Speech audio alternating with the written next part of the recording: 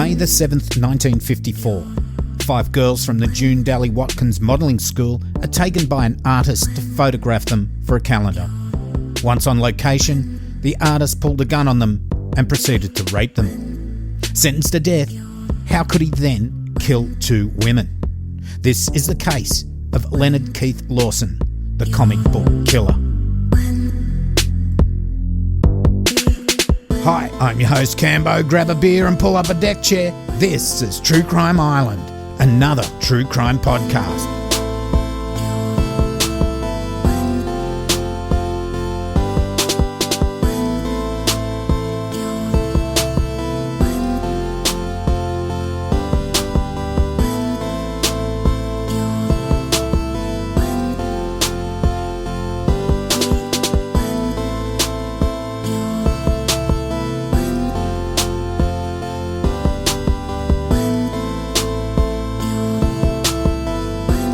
Hi Islanders, well last week's show was a blast from the past and this week is no different.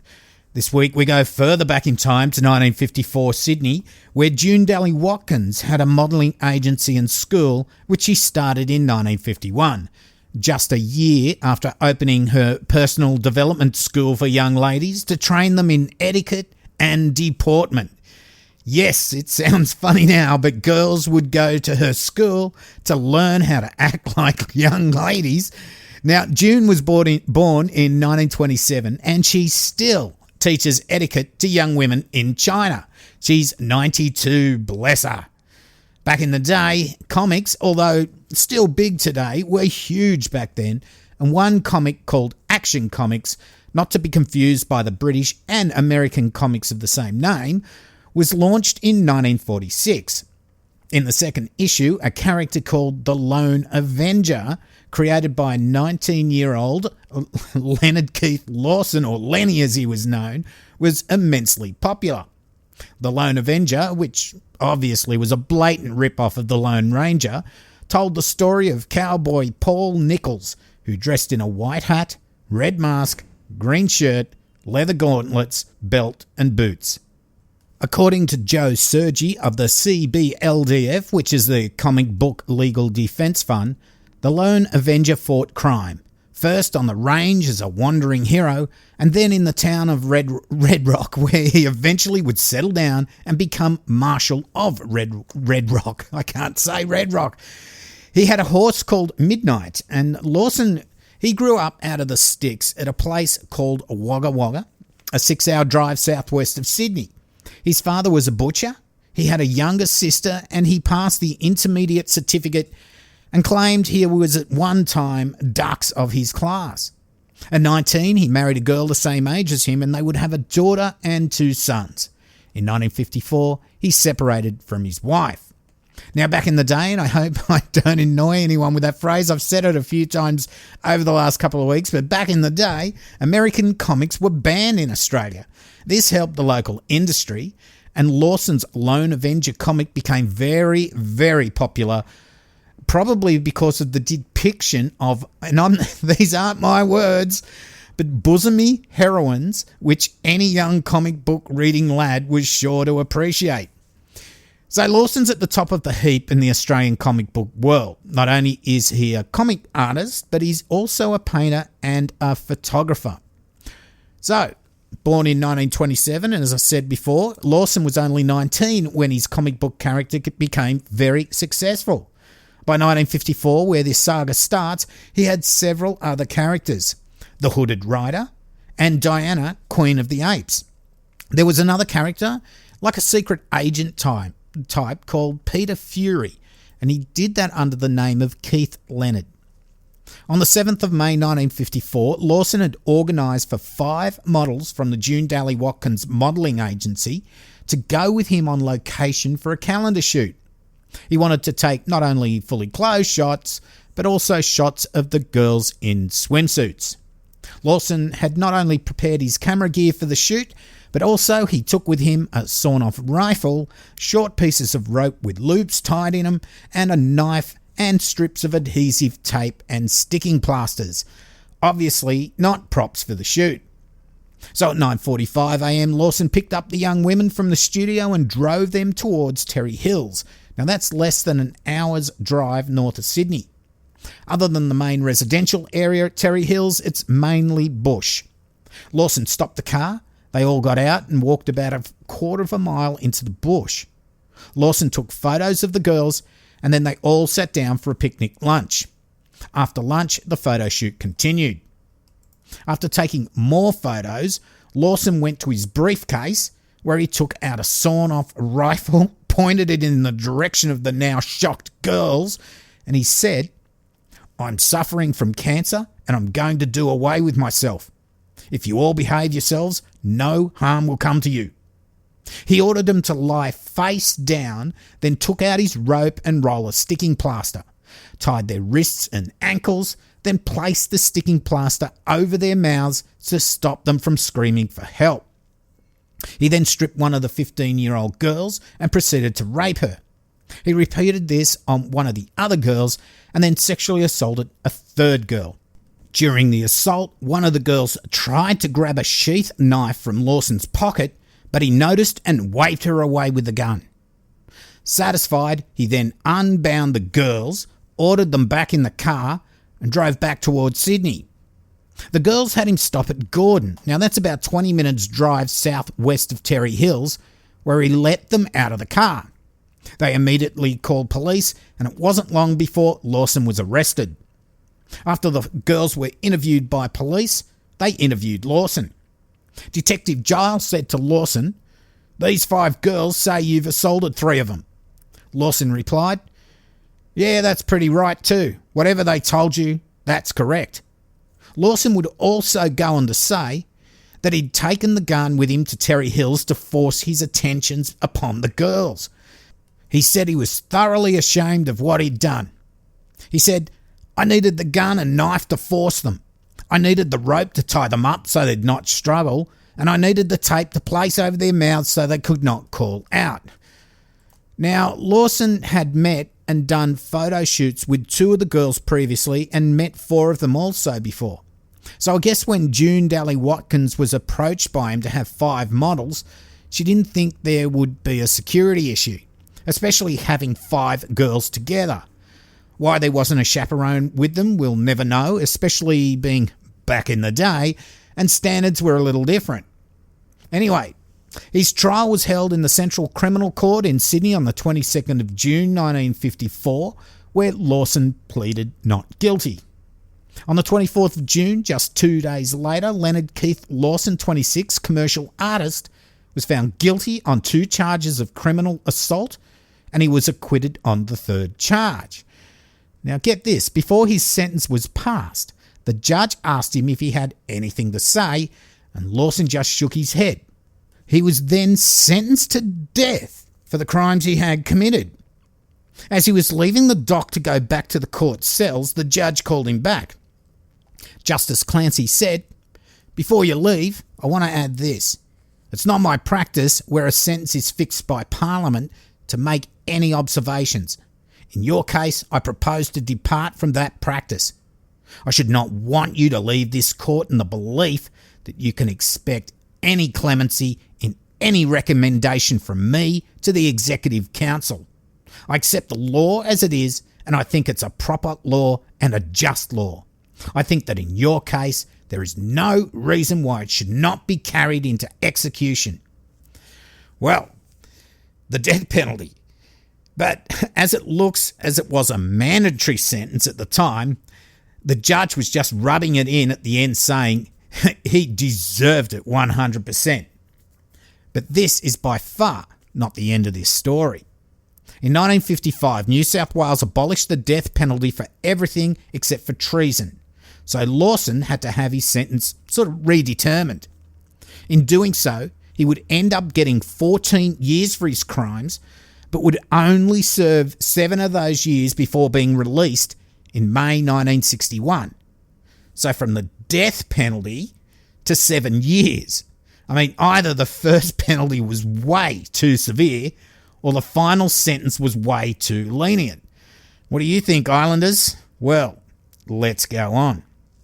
On the 6th of November 1962, The now 34-year-old Lawson, who police had described at the time, and these are in air quotes, formed an association with 16-year-old Jane Bauer from Stewart Avenue, Manly, well, he'd organised to paint a portrait of her. Now, it looks like Jane had been groomed by Lawson, and he was able to get her back to his Anzac Avenue Collaroy flat on the pretense of her posing for that portrait. She had posed for him before, and he had told her this would be for the Archibald Prize. Now, that's the biggest painting prize in Australia. However, when he got her back to his room, he made advances towards her. Jane knocked him back, which enraged Lawson. He then hit her on the head with a sock full of sand, knocking her unconscious. Now, where the fuck you have a sock full of sand on hand, I don't know. He then started to remove her clothes, tied her hands together, and started to rape her. As she came to, he placed a cord around her neck and started to strangle her. But Jane kept on struggling. Lawson then stabbed her in the chest and she died of her injuries. Very early the next morning, Lawson fled south about a couple of hours' drive or so to Moss Vale. But maybe it was about 3 hours back then. But Jane's mother had been worried that her daughter hadn't returned the night before and sent nephew Graham Troy to go with her to the artist's place she was supposed to be posing for. Graham forced his way into the flat at about 5:30 a.m. and found Jane's partially clad body lying on a bed. Lawson, when he arrived at Moss Vale, went to the chapel at the Sydney Church of England Girls' Grammar School, also known as Skeggs, where about 40 schoolgirls were attending morning services. He had with him a .22 rifle and he menaced the teachers and students who were obviously startled and shocked at what was going down. He told them he intended to hold them hostage so that he could prolong his freedom and negotiate with police.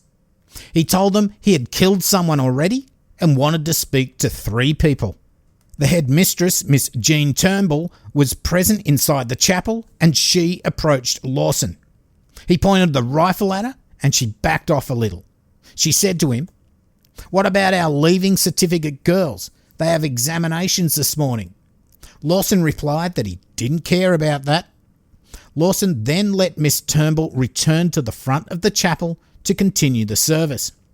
Now, this sort of real Aussie as a chapel full of students being held hostage and the service just goes on as if nothing's happening. Anyway, Lawson then called out staff member Miss Turnbull and gave her a slip of paper. On the paper it read, "To whom it may concern, read this carefully before any attempt is made to contact police. Lives depend on it. By now, the police will be hunting me for murder, so I'm going to hold the girls hostage for a few hours. No harm will come to them if you obey my instructions to the letter. I am heavily armed, my most effective weapon being a high-powered automatic rifle which holds 15 shots in the magazine and which I can fire almost as fast as a machine gun. If any attempt is made to contact police before 12 o'clock noon, 2 girls will immediately be shot dead. I'm not bluffing, I've killed once, so now I have everything to gain and nothing to lose by killing more. It's the same penalty I must face. The police will be handed a note instructing them to bring 3 people here so I can talk to them. When that is done, I shall quietly give myself up and no one will have suffered any physical harm whatsoever, as long as in the meantime no one tries to enter this room or approach any closer than 100 feet of this room without my permission. Every time I see anyone within that distance, I immediately shoot 1 girl through the head. If we need anything or anyone, I will give a key there and a mistress will stand on the pathway between the chapel and the office and I will give her further instructions. I will be constantly on the alert, so make sure there's no one in the office block or closer to this room than 100 feet.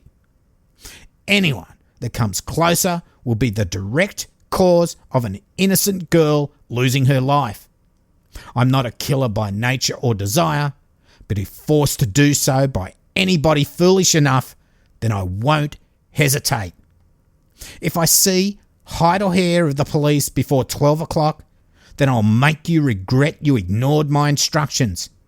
I'm sure you don't want any girl to die because of your stupidity. Now, you think that note is a long note at 345 words? The JonBenet Ramsey ransom note, that was 376 words long. But that's another episode I should do later. So that's a big note. Now, Miss Turnbull gave the note to a Miss Brooks, who in turn left the chapel. Now, while Lawson was not looking and probably writing down his note, Miss Turnbull had previously written a note and thrown it out the window. It read, "Miss Daintree, a man is holding us up here with a shotgun. Get lots of police. He's threatening to shoot the girls. J. Turnbull." Now, what I really love about this note, being a headmistress, Miss Turnbull, it was perfectly punctuated and, of course, signed off. Anyway, she then approached Lawson, this is Miss Turnbull, and asked him, "What do you want?" Lawson repeated he was going to hold the girls hostage. Miss Turnbull said, "I don't think much of your style. It's not very clear. Give me time to clear it up. If you're going to shoot, why not start with the staff?" And Lawson replied, "Why?" Miss Turnbull said, "They all have their lives in front of them. They are more important than we are." Anyway, because of the note that Miss Turnbull's thrown out saying get lots of police, well, lots of police were coming. Soon, police were heard arriving out the front of the chapel, and as Lawson turned to look towards them, Miss Turnbull tried to grab the barrel of the rifle and wrest it off him. She was able to grab the muzzle and point it towards the ceiling, but Lawson was able to get it back to her chest level. A few of the girls joined in the struggle. Lawson then spun around in an arc, firing as he turned. The rifle discharged 5 times, and one of those shots hit and killed 15-year-old student Wendy Sue Luscombe of Huskinson. And she was just sitting in a pew. Miss Turnbull suffered wounds to both of her hands. She had a bullet hole through her blouse, so she was a very lucky lady. Police smashed the glass in the door, charged in, and were able to arrest Lawson and take him to Mossvale Police Station. And eventually they charged him with 2 counts of murder and 1 of attempted murder. He told police on hearing of Wendy Sue's death, "10 minutes ago, I was insane. Now I'm sane. It's hard to imagine that all this is happening to me. Why didn't I shoot myself last night? I didn't mean to shoot anyone. I only wanted to hold them as hostage." Now, Lawson had with him a toy pistol at the time. The original plan was to scare everyone with the rifle, and once they were under control, he would put the rifle away and use the toy pistol so that no one could get hurt. Now, it looks like he got a bit caught up in all the excitement. So this scum, Lawson, gets off a death sentence. He's then resentenced for 14 years, but gets out in 7. And then within a year, he murders 1 girl, then kills another after taking hostages. Now, I think the judicial system really got this one wrong. Now, Lawson had cased this school before. He'd been there on the 20th of June, 5 months before the killing, where he spoke to the headmistress about a book he was writing. A month later, he attended the morning chapel services. So clearly a creepy sort of guy. Also, he'd done work with the models from the June Dally-Watkins before he decided to bind, gag and rape them. So it looks like his MO. Get in with people, get them a little bit comfortable with him, and then his urges, he just can't stop them, and he has to go about raping and then murdering. He would ultimately be sentenced to life imprisonment for killing those 2 girls. On December the 15th, 1972, there was a dance group that visited Parramatta Jail where Lawson was being held. After the performance, the prisoners' arts and craft group, of which Lawson was president, gave the performance some refreshments. Lawson then got up and formally thanked the group, and when he ended his speech, he placed his left arm around one of the performers, Sharon Hamilton. He put it around her chest and then held a knife to her throat. Lawson also had a knife in his other hand, which he pressed to Sharon's side. Lawson called for everyone to leave the room. Now, he was trying to use Sharon in a bid for freedom. 2 other prisoners then jumped Lawson and Sharon fell to the ground. Lawson's escape attempt failed, but sadly, Sharon was deeply distressed by the incident and would end up in the notorious Chelmsford Psychiatric Hospital, which is probably another whole story in itself. She would kill herself 6 years after the attack. They tacked another 5 years onto his sentence, even though he was doing life. Now, Lawson tried to get a determinate sentence in 1994, but Justice Badgery Parker of the Supreme Court, he said he was still not ready for freedom and that there was a very significant risk that he would be a danger to the community if released. Now, in jail, Lawson painted quite a few paintings, and these still hang in Grafton Jail, where he died of a suspected heart attack in 2003. Well, Islanders, another one of those judicial fuck-ups where someone is released after a short sentence, they then escalate their violence, and in the end, people, they get killed. At least they didn't let him out after that, and he died in jail. He spent 48 of his 76 years inside. Hardly any of his adult life was lived in freedom. The irony is, he created a cartoon. That's the Lone Avenger, where that Lone Avenger character would fight crime and save the damsel in distress. But he's lived his life in the absolute opposite fashion, being a raping and murderous criminal. So that brings us to the end of the show, and I'm going to take a short break over Christmas to go and see the lovely Kate. I'll also be back first week of January, so please everyone have a very safe, happy Christmas and New Year. Now also in January I will be launching the new YouTube channel, so please feel free to subscribe to the channel now, as I do have a few audio only cases up there as a placeholder. They'll get deleted once we go to full video.